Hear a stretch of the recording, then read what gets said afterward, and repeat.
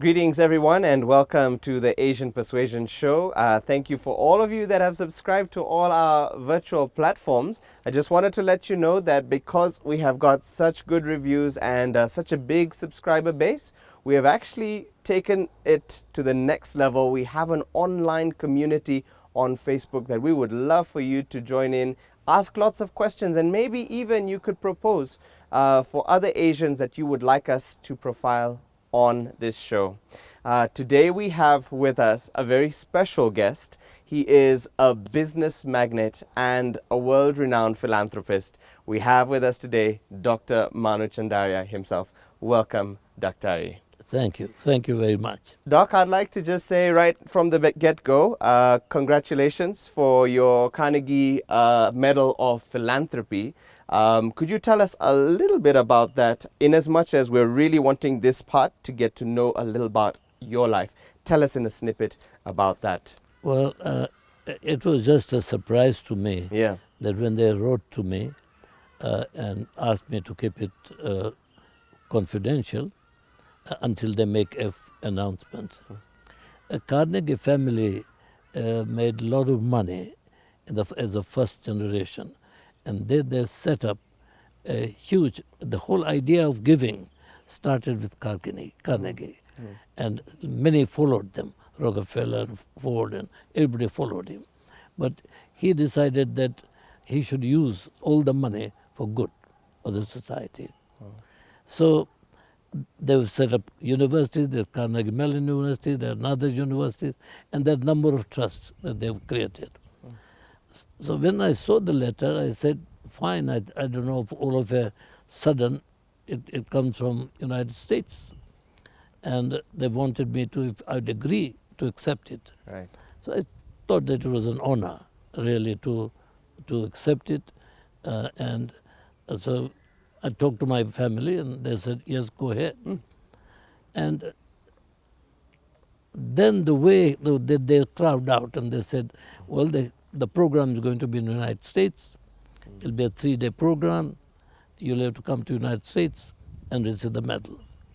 So I told him that, okay, I will certainly come to the United States, but I'll not be attending all the programs that you're proposing. What is the important program? Tell me, and I'll attend. So he said, okay, fine, and we agreed. The Carnegie family decided some 2001 that they should find out the outstanding people in the society, and specifically the philanthropists. And then they started looking at, and they've covered in last, every 2 years they give this award. Wow.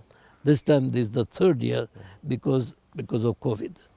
Wow. So every 2 years, otherwise they will give the award. And today they've awarded about 50 to 55 people. Amazing. And you're worldwide. one of those people. Worldwide, yeah. That's absolutely amazing. Thank you. Thank you so much for sharing that. We will talk a little bit more about that we're covering your personal life. We'll be looking at your professional life as a businessman and the area of philanthropy. One of the things that I really am interested to hear is where in India did you guys come from your family? Tell us a little bit about your origin story. My father came here in 1916, and he came from the western part of India, and he just followed some of the few people who had already started coming to this country. Is that in Gujarat? In Gujarat, yeah. From Gujarat, Western part, Gujarat, yeah. Wow. Actually, Gujarat and Saurashtra, Kathiawad they should call, but Saurashtra. And we came from a princely state, and all our community was farmers, and they were the poorest of the lot. And so when they started seeing that some of the people went to Kenya to earn a living, some went to Madagascar, they thought that, how about my coming over here? It was late in that day because it was started in 1888 when 3 people came. But then in 1916, he asked his father, and father said, nothing doing. You stay here and do what you like, but not going outside the country. Finally convinced, and he came over here.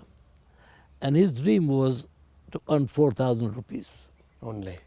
once he earns 4,000 rupees, at that time the currency in Kenya until 1923 was rupees. So he said, if I earn 4,000, I'll quit, I'll go back, I'll set up a shop in our town or wherever it is Wait. Back that up a little bit. The currency in India at that time was rupees? Rupees. Indian rupees? In rupees. And here also the rupees. Because these were managed by Indian Empire. Fascinating. Absolutely fascinating. So you were then probably born here in Kenya? Yes. I was born here except my eldest brother and my eldest sister, they were born in India. After that, everybody was born here. Tell us a little bit. I'd love to know about your growing up. Where did you go to school? Tell us a bit about that. Well, I was born in Nairobi in 1929. And the school was just Canal Road. Now, I think Kikoroko Road they call it now. Right, yes. And our house is over there. And there was a temple there, a Jain temple. And so the school was there. And so I used to go over there. And right from beginning, slowly, but then my father had two businesses, Nairobi and Mombasa. So whenever he went to Mombasa, I had to go with him. When he came back here, I had to come with him. Yeah. So finally, we started going to the government schools, primary schools, whether over there or over here. So the schooling was all here until 1940, when the Second World War started. Right. At that time, there was a small bomb somewhere in the north.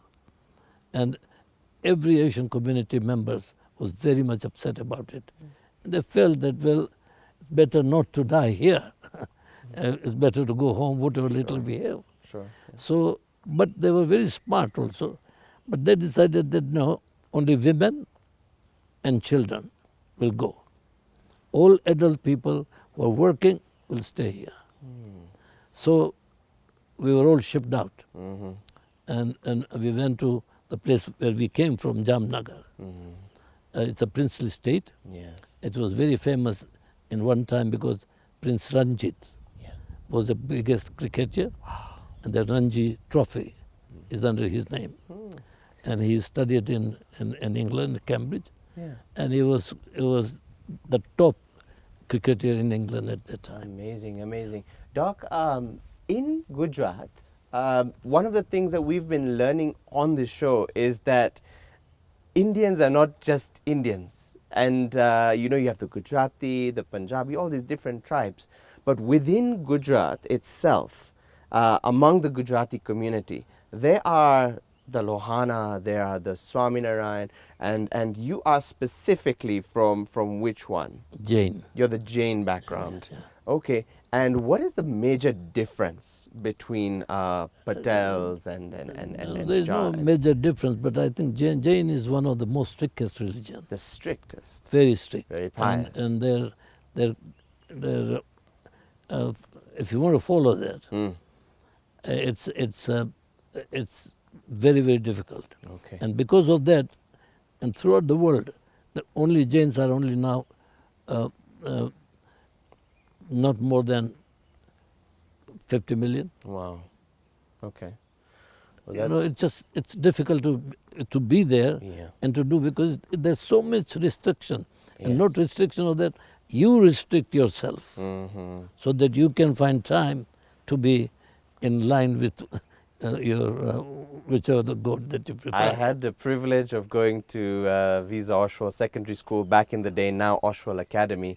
And I remember one of my friends saying that there are certain meals that Jains are not allowed to eat. What are some of the things that you would not be allowed? Anything that is grown underground, potatoes, carrots, and things like that are not allowed. No chips. No meat, no fish, no bhajia. chicken. Huh? No chips, no bhajia, no waru. No. Really? How did you guys survive? But that's the religious, but that we only ate. But religious, my mother never. Really? Yeah, they would never, she'll not touch. Wow. And the point is that it's so, unless and until you are prepared to be detaching yourself in life with food and this and that, and only concentrating on what is that, that Chetan one soul to another soul. Fantastic. Tell me then, you are married to Mrs. Chandaria, also known as Auntie, her name is Aruna. What is Auntie Aruna's favorite meal that when you eat this, I mean, it's like heaven has just come to your stomach? What do you love that she makes? Well, you know, Aruna is a great cook. Yes? She has produced a book on Waldorf rice. Really? And it's surprising that until she got married, she would never go to the kitchen. Huh? But when she came down married and we were a joint family, and we were 36 members of family and staying in one house, and she had to go every day to cook. And in 6 months' time, she started learning all the tricks of the trade. Wow. She's a great cook, and she's but to me, I don't know, I have got sweet tooth. Yes, yes. So anything she makes sweet, I'm at it. What's your favorite mithai, Indian mithai? Indian mithai, I got badam pak, I got jalebi. Yeah. Those are some of your favorites. I don't say no to anything. As long as it's sweet, eat it. Thank you so much for letting us know. Now, as I was looking on the internet, I saw this beautiful picture of you and Auntie Aruna. And it looks like you're shooting this fantastic Bollywood scene because there's an amazing kiss. Tell us a little bit about that, Dr. Manu. Well, I think that it was a love marriage. Yes. I had to pursue for years Really? to have it, though they were, their family and our family were partners. Okay. But then to convince her and make, because love is okay, but then she'll have to come and stay in my home, which is, as I told you, 36 people. Well, she had never gone to the kitchen there in her place. So I think it was very interesting to know how it works out on that issue. And she was from Kenya as well. She's living in Kenya. She was born in Thika. Wow. Yeah. Okay. Okay. Yeah. Fantastic. Yeah. I want to ask a question. I've seen this in a lot of Bollywood movies. Now, I know I'm moving into the area of marriage. A couple of years ago, well, a few days ago, Anisha and I celebrated our 8th year wedding anniversary. And you were there at our wedding. So you've seen how we do it. You know, we do it in front of the pastor, in front of the congregation, and before God, right? But there's this very interesting ceremony that you have where you go around the fire. And I think by and large, a lot of Indian marriages have stood the test of time. What is this that you go around the fire? Are you fireproofing the marriage, or what's happening there? No, you're taking vows. Taking vows. You're taking vows. Okay. And in front of the fire. Yes. So that you know that it's the hardest thing. You don't want to put your hand in the fire.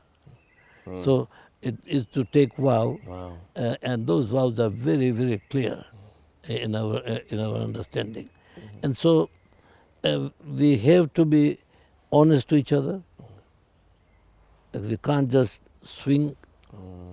And there are so many things that are, in the Indian wedding, which has been told and taught. So the same thing happens in Christian wedding also. But the question is that here you have people who are with you, who have stood the time and be there. I've watched a lot of Bollywood movies, obviously, because Anisha is from the Gujarati community, your community. And she pulls me along for all these movies. And I've seen something very interesting where the son-in-law usually goes and, touches the feet of the in-laws. What is that? What is... Well, that's the biggest sign of respect. Really? Yeah. When you go down on the feet of another person, that means you honor. That's the honor that you get. Yes. And when somebody comes and touches me like that, that's an honor, great honor. Wow. Normally we shake hands over here. Correct. If more, just hugs over here. But in our case, when you want to really come along and say that It's a sign of just giving an honor to a person. Amazing, Doc, amazing. Tell me about Diwali. It's coming up. It's one of the festivals that we celebrate loud and proud here in Nairobi. The Gujarati community, by and large, have a beautiful fireworks display. What is this celebration all about, Doc? Well, celebration is really a Hindu celebration. Okay. It's a Lord Rama killed Ravana. Ravana was good against bad. Okay. The fight. Light the good, against darkness. The good won over the bad. Yes. And so that particular day was celebrated in honor of that. Wow. Now all Gujarati communities then just celebrate irrespective. In Jainism, our 24th prophet or Tirthankar was born at that time. I see. Yeah. I see. It sounds similar because I've heard the word Festival of Lights Yes. used in Diwali. And I heard of this amazing prayer. I wish I could find it. It's called the Gayatri Mantra. Gayatri Mantra. And I heard this. I'd love to read this prayer. And it says, "O God, you are the giver of life, the remover of pain and sorrow, the bestower of happiness. O Creator of the universe, may we receive your supreme sin-destroying light to guide our intellect in the right direction." And I find that very beautiful, and especially with the connotation of Diwali and light. For us as Christians, you may know that Jesus, for us, is this supreme sin-destroying light, kind of like, what you're depicted in your religious system, where Jesus dies on the cross, pays for the sins of the world, others, yeah. and then defeats the enemy Satan, and then we are granted, that the gift of eternal life. Yeah. So it sounds like we have some common ground. Most of them are similar. The religious with systems. an intention to follow the person to goodness. Yeah, yeah. And showing them exactly where the goodness is not only goodness. Goodness is only to make very sure that evil Yes, is killed yes, or removed. absolutely. Then and then the goodness will prevail, Yes. not otherwise. You sound like you know a little bit about Christianity, and I want to show you a real quick way of sharing the gospel. So this part of the hand represents God. This part of the hand represents humanity. This part of the hand represents God. In the beginning, man and God had a perfect relationship, but man came out of that relationship through sin. What we would say, pap is the word. And he's been trying ever since to get back into that relationship through good deeds, through praying pujas, lighting diyas, giving money to the poor and all this. But because he's not perfect, he cannot get back in. And therefore, the God of the Bible intervenes. He sends his one and only Son, Jesus Christ, who lives a perfect life, a life that you and I could never live, True. a righteous life, a pious life. And he dies on the cross, a sinner's death, a death that we deserved, and he was buried. But on the third day, he rose again from the grave. And he told all that would follow him, he would cleanse them of their sin, grant them entry into that perfect relationship on earth. And when we die, moksha, or, eternal life, or unity, or being with God. So that in essence is... Well, same. I think for every religion it's the same thing. Yes, yes. Is to keep humanity senile, proper, and explain them what is good. Yes, yes. So that they don't go towards bad Yes. and evil. Yes. Because evil is nothing but to destroy. Absolutely. And good is only the way you can create. True. And so that's a whole principle, whether you take Islam, whether you take Christianity, whether you take Hindus, whether you take Jain. Right. Jain goes one step further and says, I myself now want to connect with the divine. But then all that connections with me must go. And so then you become a free soul to travel. Yeah. Oh, that's beautiful. Yeah. That's beautiful. Thank you, Doc. I really appreciate. This is our first part of the clip, And in our next episode, we'll be talking a little bit more about your professional life. Okay. So thank you, our viewers, again for joining us on this episode with Dr. Manu Chandaria. Please again do subscribe. Join our online Facebook community where you could ask questions, we could interact. If you have or know any Asians that you would like us to profile in the videos in our future episodes, please do let us know and drop a comment. God bless you from us at CITAM Church Online.